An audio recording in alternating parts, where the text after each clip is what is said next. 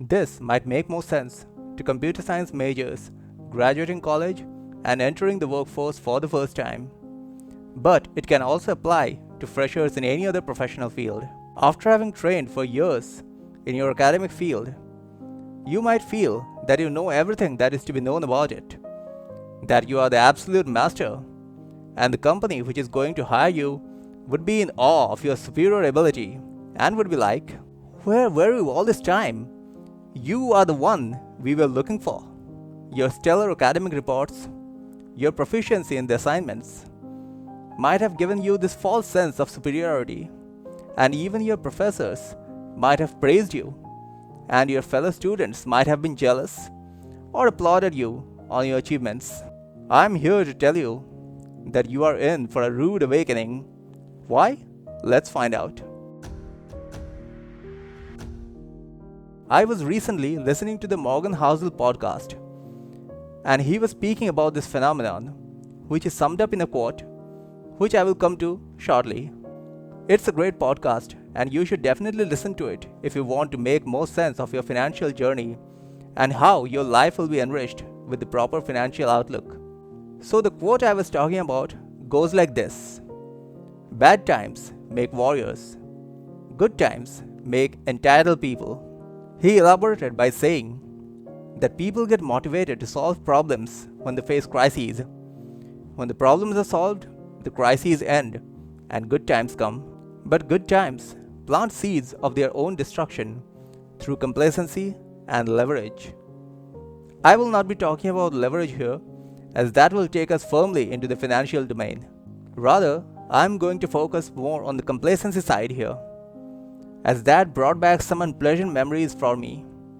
Mistakes which I made, which could have been avoided, and which I want you to avoid at the beginning of your career. To understand what I went through, we must journey back to 2010, when I got into my first corporate job in a multinational company, which I will be referring to as MNC from now on. A year after graduating from college, I always had a passion for programming, and even though I had chosen electronics and telecommunication as my major, I had got external training for quite a few programming languages which were in vogue at that time, like C#, .NET, Core Java, Advanced Java, and also database technology for Oracle, like PL SQL, Oracle Forms, etc. Everywhere I went for training, I found that I could grasp concepts and complete assignments much quicker and more accurately than all the other students. Even in the MNC, we had to face a rigorous training, a training which was infamous at that time for being so tough that many freshers simply dropped off on their own and didn't go on to become permanent employees, while many others simply failed exams and even the 3-to-try attempts that the company provided. So the company eventually dumped them on their own. Of course, it wasn't such a smooth sailing for me there as it had been for the small boot camps previously, but I still found that I fared much better than the candidates who had been selected from all over the country to join the MNC. With all this working in my favor, my head got more and more swollen. And after the probation period was over, strangely, I was placed in a project which didn't require a single line of programming to be written, and we only needed to compare a lot of data which had been processed through a tool. Then we needed to send the processed data to the senior software engineers of the team, who would upload the data to SAP, which is a kind of database if you haven't heard about it. I soon got bored of the job and felt that my talents were not being used. So I started looking for further opportunities and soon landed one which required actual programming capabilities, more specifically Java. But the company was a startup, and when I joined it, I found that I was joining a team of just 6 members excluding the founders, and they were operating from the house of one of the founders. Still, that environment itself brought me a lot of peace, and I felt excited and looked forward to learning a lot about professional coding there. The other people in the team, even though they were more experienced than I was, hadn't worked in an MNC ever, and so for some time I was treated like a celebrity there. Long story short, I did learn a lot about professional application development there and solidified my position as a Java backend expert, something which I still am, even though the range of satellite technologies which I have acquired on the way have been numerous. But the downside of being treated as an expert is that you subconsciously start to believe that you are one. This, I believe, is the opposite of imposter syndrome. Imposter syndrome makes you believe that your knowledge is insufficient and that you are underqualified for this job. But at least it makes you strive harder to complete your tasks. However, if you start having a superiority complex, you feel invincible. You feel as though whatever you know is the most that needs to be known, and you actively stay away from trying to improve yourself. Because even to admit to yourself that you don't know everything is hurtful to your pride. To get back to my story, in the beginning, I got along fine, learning new technologies and implementing POCs, or proof of concepts as they are known. For those of you who aren't familiar with the term, it's when you implement small test projects based on some new technology which you are trying to check if it works for your use case or not, and getting the go ahead to use it in the main project if the POC is successful. Then we got the requirements for the full length projects, and for the first time in my life, I started working in a cross-functional project, with me taking care of the back-end responsibilities and others taking care of the front end. But when the application size started getting bigger and bigger, and the interdependencies between the modules started getting more and more complex, I started getting a little bit nervous and jittery. And when, not if, functionalities started performing irregularly, I was clueless as to why they weren't performing as they should.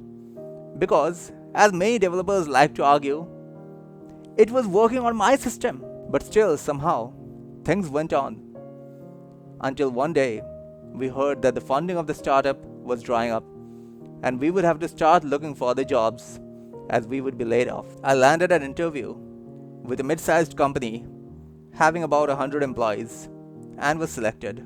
For some time, I was just grateful to be able to escape from a sinking ship just in time.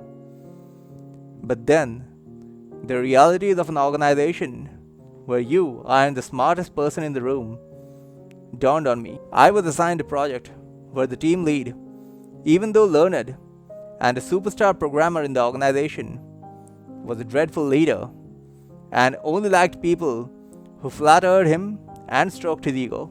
He was constantly putting me down for being a lame programmer and was giving me a low rating in appraisals. However, one good thing came out of this, that I understood that there were a lot of gaps in my knowledge which I needed to fill by upskilling myself, and thus started a long hard journey where I daily struggled to write code that could pass the rigorous and sometimes unfair review of my boss, and simultaneously read books and articles dealing with the current best programming practices. I wouldn't sugarcoat it. They were dark days.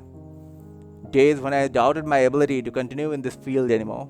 And indeed, even after I had improved quite a lot, and other programmers in the company weren't finding any errors in my coding, my boss still was nitpicking on insignificant errors, putting me down before others, and labeling me as an inferior programmer compared to the others in his team. He blamed me that they were having to carry my load in effect, as I wasn't pulling my own weight. So, to keep my self-esteem and self-confidence high, I started looking for jobs elsewhere, and found one finally, and moved out.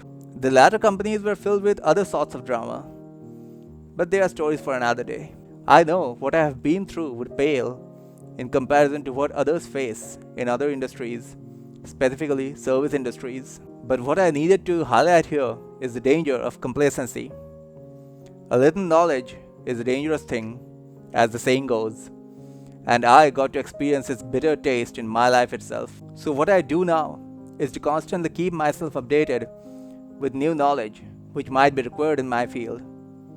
But that doesn't mean that I am running after every new hot technology which are being released after every few months, of course. You need to strike a balance between what is necessary to know and what is just good to know. You can keep on learning as much as you wish, because there is no end to things you can learn for any particular subject. But that becomes detrimental after a while. you can see my previous video where I discussed upon this very topic. I'll give it in the I button above the video, or you can even find it in the description. That is all for this week. Join me next week for further insights. Until then, stay curious.